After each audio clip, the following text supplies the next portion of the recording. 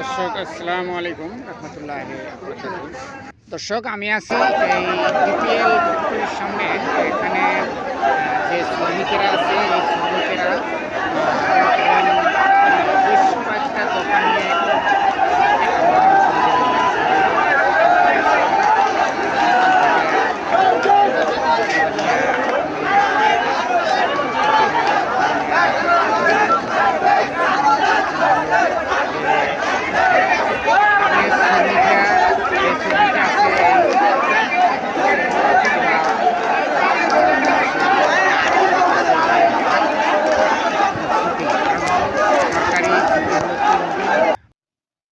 এই 7 দিনকে ছুটি, এই 4 দিন তার 3 দিন 7 দিন ছুটি দেয়।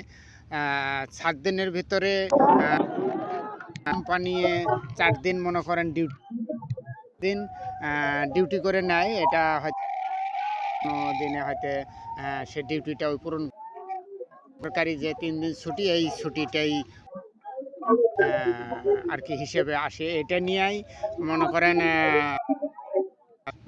সেই শ্রমিকেরা আন্দোলন শুরু করে দিছে। আন্দোলন সকাল থেকে এই আন্দোলন শুরু হয়েছে এখন পর্যন্ত। এখন বেলা বাজে 3টা পর্যন্ত এখনো কোনো মালিক থেকে কোনো সিদ্ধান্ত আসে নাই এখন পর্যন্ত। এই শ্রমিকেরা এখন পর্যন্ত তারা আন্দোলন চালাই যাইতেছে।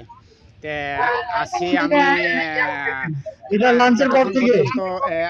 এটা শেষ না হচ্ছে, এটা কোনো শুরু না হচ্ছে, এতক্ষণ পর্যন্ত আমি আছি। আপনারা দেখেন যে শ্রমিকেরা, ঘটনা হলো যে যারা শ্রমিক আছে তারা তো তাদেরও একটা আশা আকাঙ্ক্ষা আছে, তাদেরও একটা সময়ের প্রয়োজন আছে। কারণ ঈদটা যে তারা হয়তো দেশে যাবে, দেশে হয়তো একটু আনন্দ করবে, হয়তো অনেকের অনেক সমস্যা হয়তো ঈদে সেটা সমাধান করবে। এই জন্যে শ্রমিকরা চাইতেছে যে একটু হয়তো ছুটিটা একটু হয়তো বেশি পালে হয়তো তারা একটু বাড়িতে হয়তো যে কোনো কাজে হয়তো সমাধান করতে পারবে, কিংবা হয়তো বছরে হয়তো 2টার ঈদে হয়তো একটু বেশি বেশি করে ছুটি পালে হয়তো তারা একটু আনন্দ উপভোগ হয়তো একটু বেশি করবে। তারা তো মনে করেন যে একটা বছর গার্মেন্টসের ভিতরে থাকে, তাদের একটু হাউস এবং আনন্দ করার উৎসাহ করার জন্য তারা চায় যে আমরা একটু 2টা বছরে 2টা ঈদ 2টাতে আমরা একটু ভালোভাবে একটু আনন্দ উপভোগ করি।